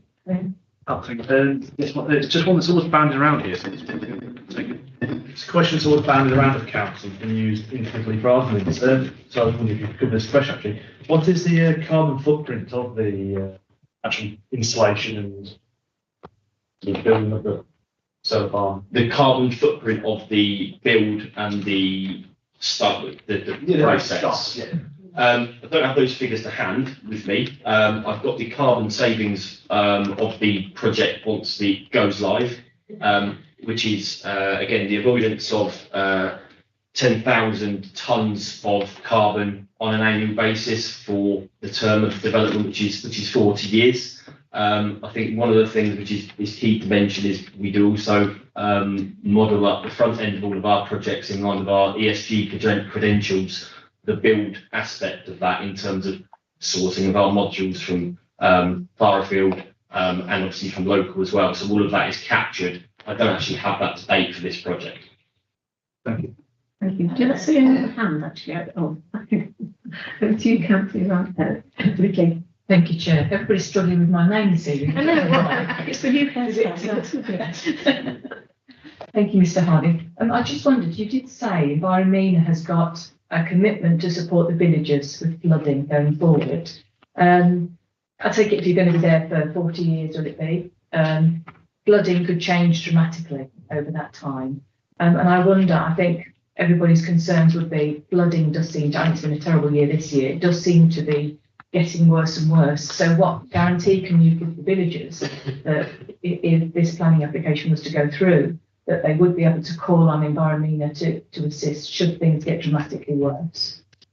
I think that just to touch on a couple of points you mentioned there before I actually answer that question. So you're right. I mean, Enviromina as a developer are here to develop, build, own, and operate the asset for the term of the project. So unlike some other developments which you may well see in solar industry, renewables industry, where you have a developer who then sells on the project to someone else building, and that isn't the case. So first of all, custodian of this project, Enviromina, we're here for good. I think, as I've said before, our commitment to the community with all of our projects is key. We've looked to engage with the Philongly local community from the outset of this project. I think from a flooding in the village quite clearly became evident as a real issue that Philongly faced. I think with regards to our site plans, I think all of the relevant kind of data that was been assessed for the drainage strategy and the flood risk assessment takes into account predicted changes in climate change. Now, clearly, look, I sit here today, not everyone knows what climate change might be. So there's a lot of added kind of buffers added to that to actually ensure that we look to capture climate change as we do on all of our projects. And I think is that our commitment to be here today. I think there was a suggestion of the Philongly Flood Group having an annual walk around of the site as part of one of the comments that come in today to add to the conditions of this project who was to be granted. I think that we'd be happy very much to continue that ongoing engagement with the Flood Group to help support the wider picture, albeit recognising that with the repeated no objection now from the statutory consultee, the Lead Flood Authority, who have actually now suggested even that the further betterment that each of our different developments have proposed, we do not believe that the development is going to impact on Philongly flooding as a wider picture. Thank you. Are there any more questions for Mr. Harding?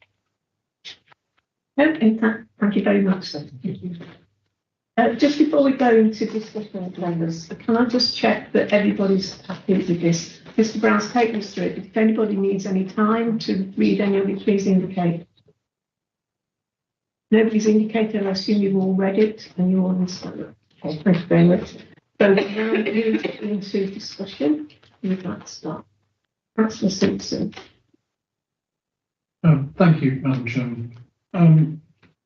This is the second time, members, that we've all seen this application. We've had a site visit. I think everybody understands what the application is.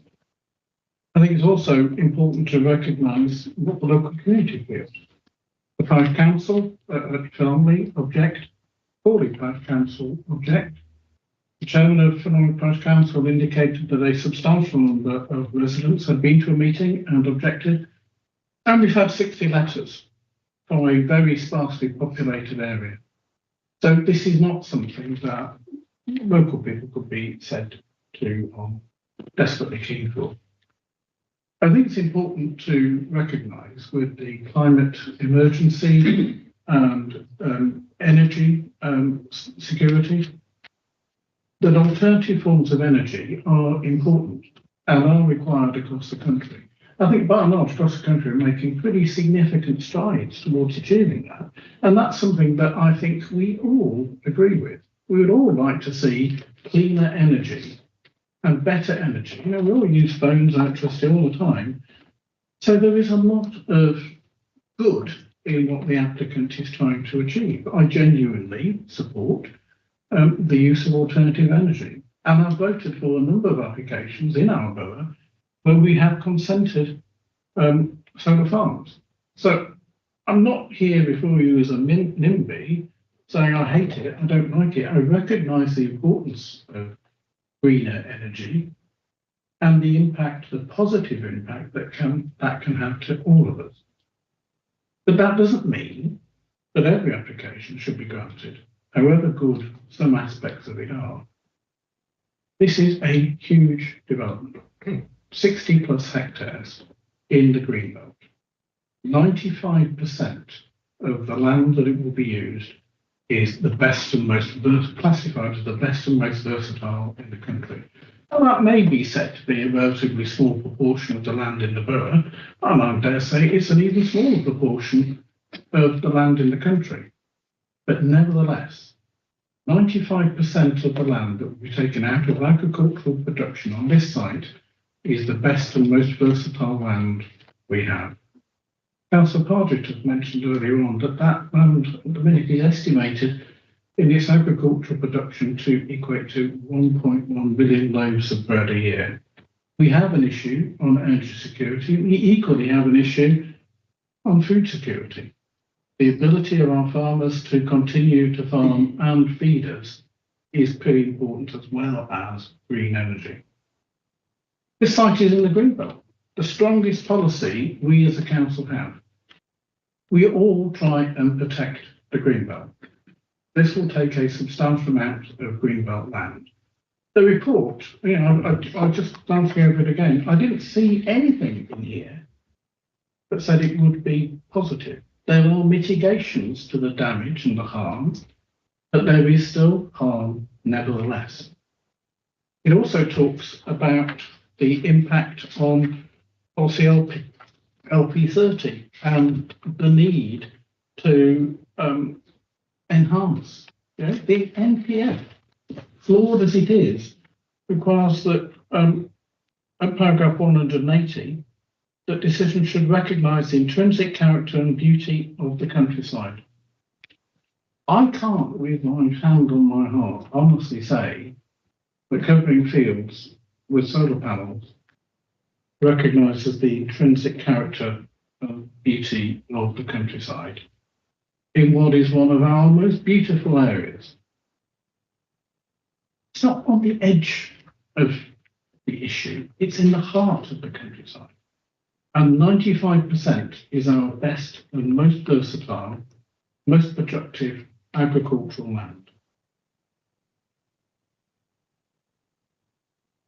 I'm deeply concerned about the impact this will have on landscape harm. The report makes it clear that harm will create it.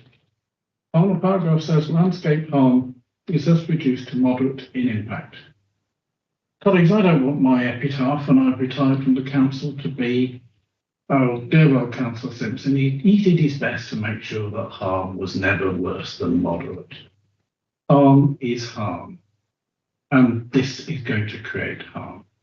Planning, at the end of the day, is all about balance, weight, about what is better and what is worse. We do definitely need greener energy.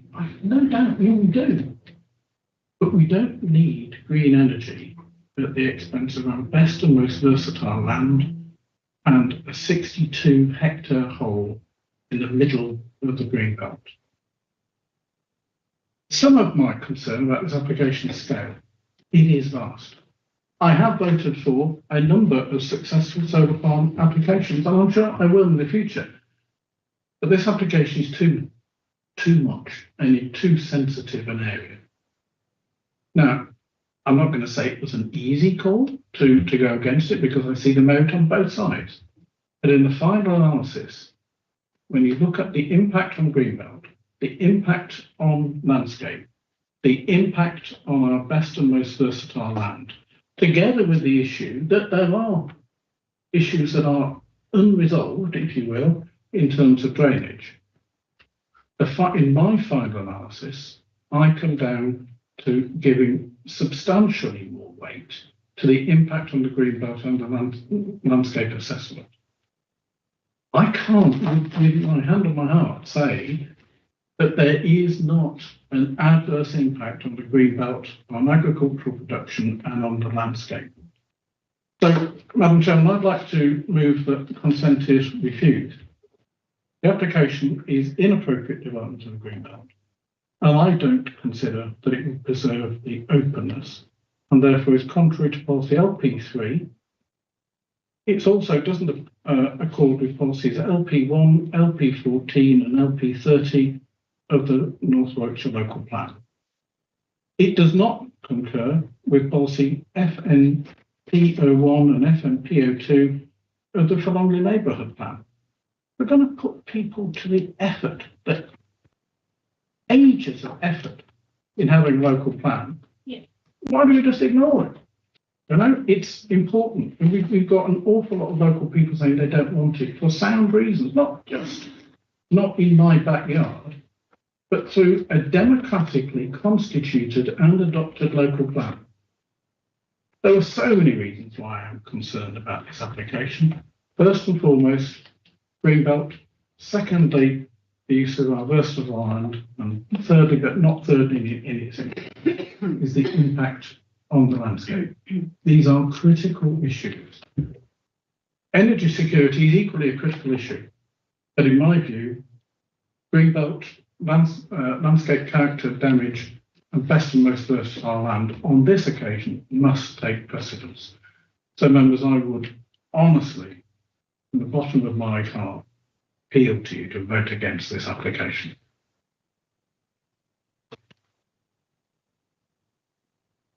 Councillor Hayfield. Thank you, Chair. My colleague has been very eloquent as usual, and I agree with him. I think the developers must take some credit, because they have tried to adapt their application to meet some of the concerns. However, I agree with Councillor Simpson that it is the impact on the greenbelt that is a step too far in this case. I know this part of Forlongley well. It's wonderful open countryside area, and this is a huge development that will have a very substantial visual impact on the greenbelt. Yes, there are benefits and green energy, and we should be working more towards green energy, but the cost of that shouldn't be to the greater detriment of the rural communities that are going to be affected by this. If I sum it up, Chair, it's too big and it's in the wrong place.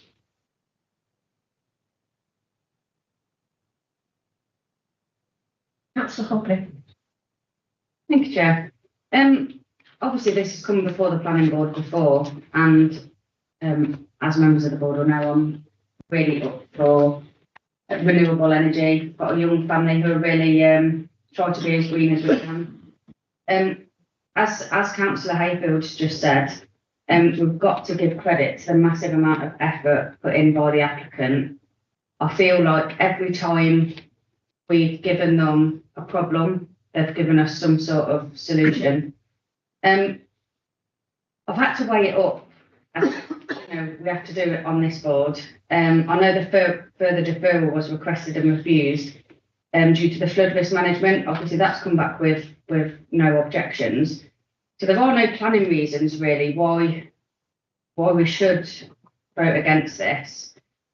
Just one thing on the visual impact.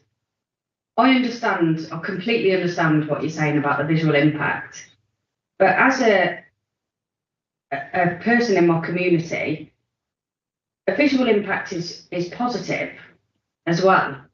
You know, you can see if you're driving past, this is for Longley. This is what we're doing for renewable energy. That's something to be proud of. It's something to be proud of. And I really appreciate the passion of the residents and everybody coming and making so much effort. But on that note, I'll be abstaining on this because I am too conflicted with it. So thank you, Chair. Thank you. Does any more? Sorry, it's not, I couldn't tell your hand was up, Councillor Farrell. That's better. Thank you, Madam Chair. I have to say, I join and support the words that Councillor Hayfield has just said, and also how eloquent that Councillor Simpson put his thoughts across to him. As the Borough Council's climate change champion, we have supported quite a few of solar farms, albeit these are much smaller than this. And one thing that Councillor Simpson also echoed as well is the amount of work that, for Longley in particular, spent time on their local plan, and that we were potentially going against what they've spent so long. And then you talk about the comments that were made at the parish council, the amount of letters that we've had far and wide from the area. And yes, I think that, as I say, we've certainly supported, as have I, on smaller applications. But I have to say, I agree with Councillor Simpson and Hayfield that this one is just far too big for us. And certainly agree, again, in the green belt, and as echoed again, best land. And I have to say, Councillor Hobley, yes, it's visual aspect, and it's visuality for all the neighbours, all the parishes that are in that area that have to see that every single time they pass by. So I am one, Madam Chairman, that is in support, should I say, with Councillor Simpson and Councillor Hayfield's comments, that I don't think this should be taken forward. Thank you. Thank you, Councillor Phillips. I would like to echo some of the comments. I think they are. It always seems very suspicious, doesn't it? Sorry, I do apologise. I'm taking it from that. In the previous, I should let you go first. It's always seems very suspicious that us with all the green pastures all seem to be very open to having these, and it is always suspicious that it's always our land. It's never near housing. So I was always under the impression that large power stations and other things need to be near population centres. Suddenly we are all connected to the grid when we just got broadband a couple of years ago. I also think that the visual impact is quite substantial, and I think in that respect, even though I would desperately like for the green reasons I like to vote for it, I will be abstaining from this for that reason, because I do think they are a bit of visual carbon.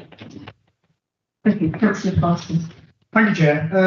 Yes, I'm going to say on a different note.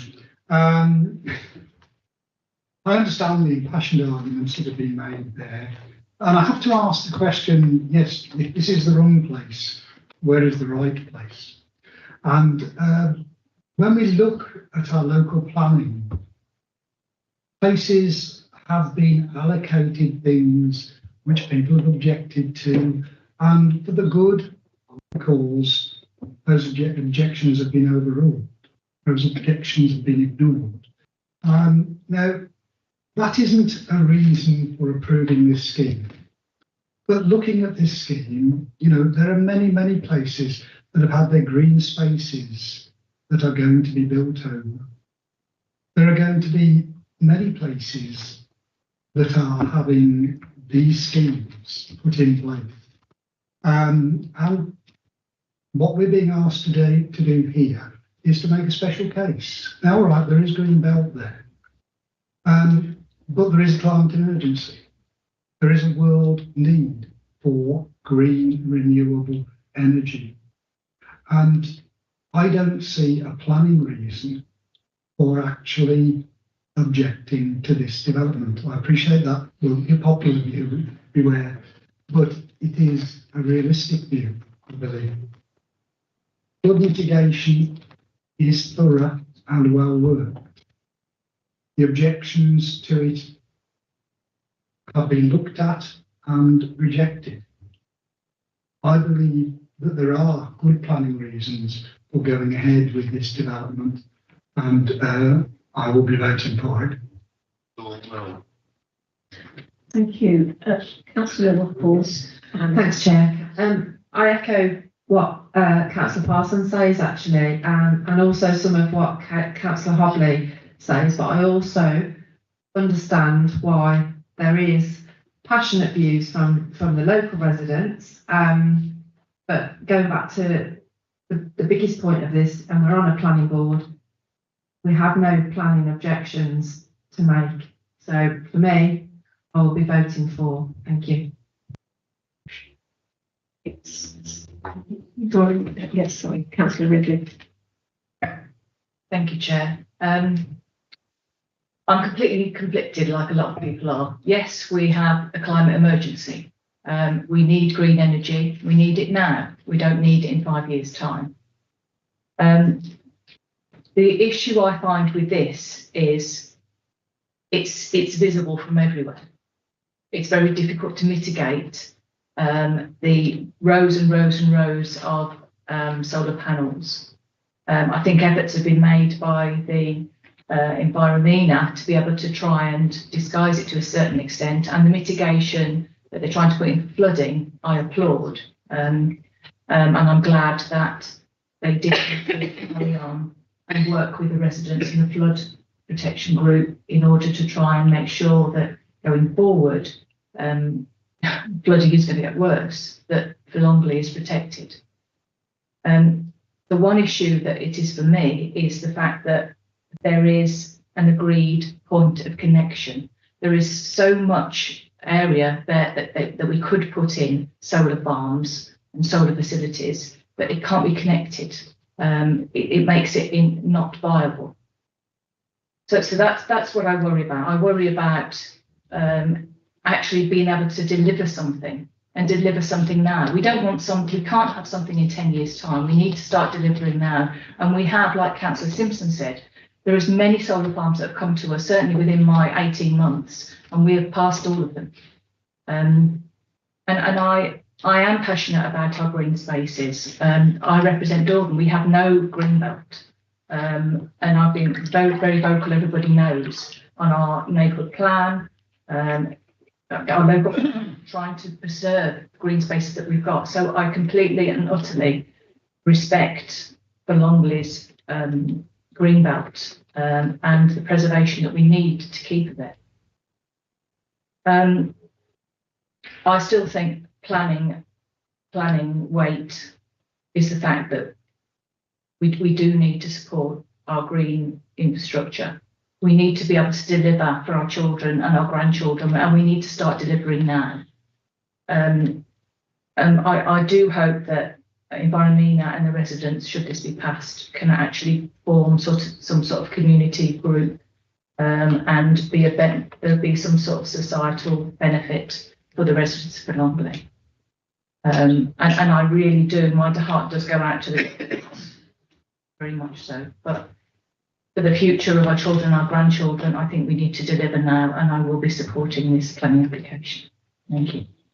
Thank you. Councillor Simpson, do you want to speak? Thank you. I'd just like to answer a couple of the points that have been made.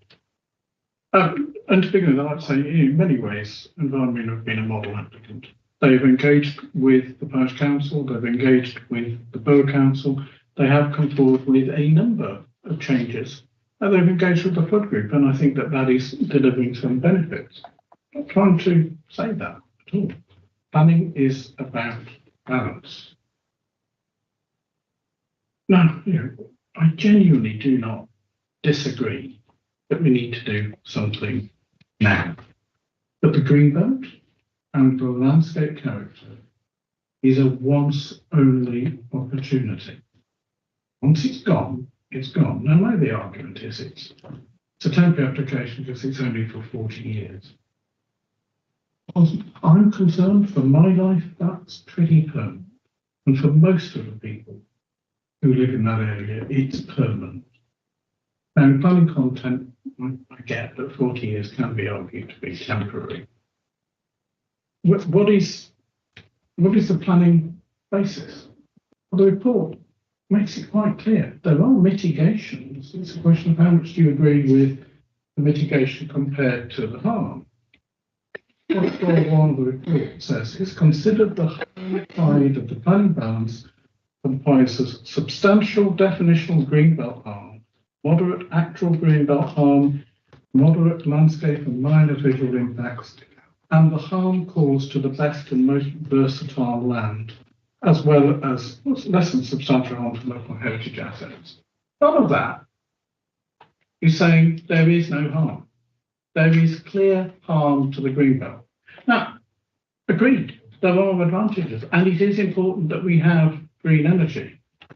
But in my honest view, the advantages of this application do not outweigh the substantial harm that is clearly outweighed by any of the benefits the proposal will deliver.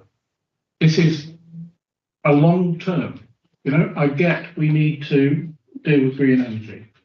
We don't need to do it everywhere. We certainly do not need to do it in our most sensitive locations, and we do not need to do it for the benefit of future generations in an area where 95% of the land is our best and most versatile land. We do need to sort out energy, but on the land that grows more than anything else. You know, Councillor Ridley, I get your point for the benefit of future generations, but future generations need to eat too. Right, thank you. Oh, sorry. Yes, Councillor Lee. I'm very conflicted about this for the reasons that everybody else has set out. Just one question. A lot has been made about the fact that it's good quality agricultural land. For a point of clarification, is it currently used as agricultural land? Yes. I thought it was, but I just wanted to check because it's a while since we used it. Okay, thank you. Thank you. Anyone want to speak? Right, so I have a proposal for refusal from Councillor Stimpson's. Did I have a seconder to that? Oh, Councillor Hayfield. I seconded it. Okay, Councillor Hayfield. And the reasons, the planning reasons given were harm to the green belt because of the scale and the landscape harm, the use of best and versatile land, and of course, it's not consistent with the neighbourhood plan, relevant neighbourhood plan. Right, so I've got that. Have I got any other proposal? Councillor Ridley? Thank you, Chair. I've got a proposal to accept to pass the proposal. So to proposal for the recommendation to approve. Have I got a seconder? Councillor Waffles? Thank you. Which one do I take first? I'm going to have to take the refusal. I'm being told to take the refusal first. So is everybody clear? This is what we're voting on, is to refuse the planning application for the grounds that I've mentioned. Can I see those in favour of refusal, please?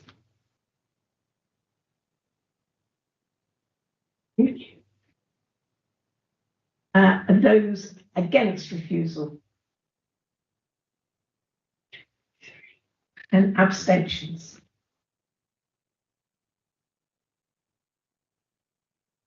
Four, actually. Just put your hands up for abstentions again.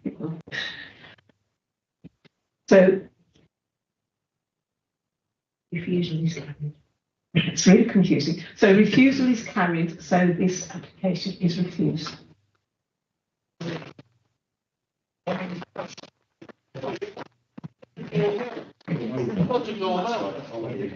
So I'm now going to hand back to the chair.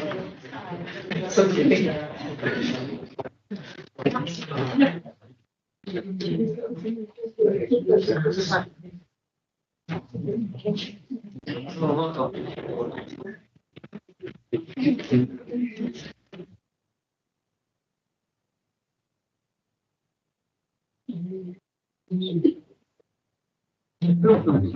you, members.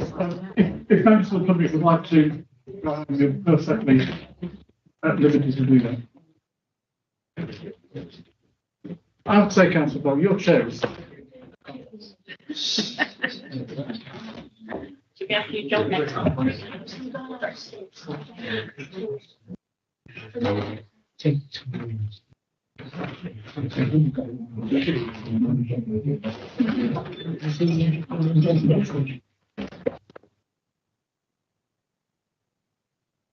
Thank you. Members, I'm conscious of the hour, so if you don't mind, we'll go straight into the Mr. Brown's report on appeals. So we have a couple, I think, at least for Mr. Brown to tell us. So one printed or one not printed. So, Mr. Brown. Right, thank you, Mr. Chairman.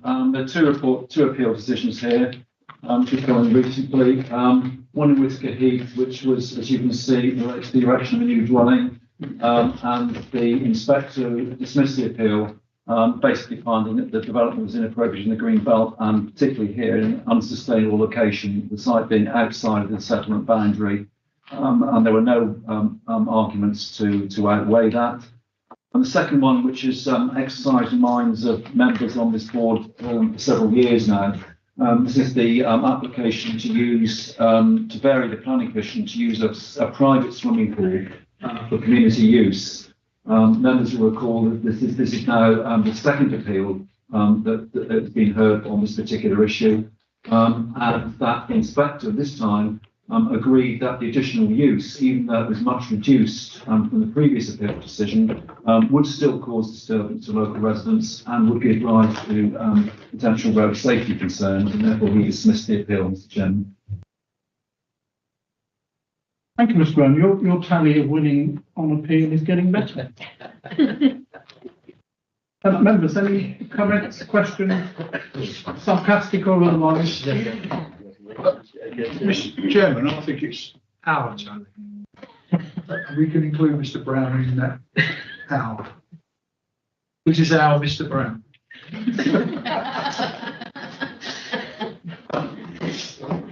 Thank you. Members, any other comments? No, in that case, members, that's the end of the agenda. Thank you very much. I appreciate it.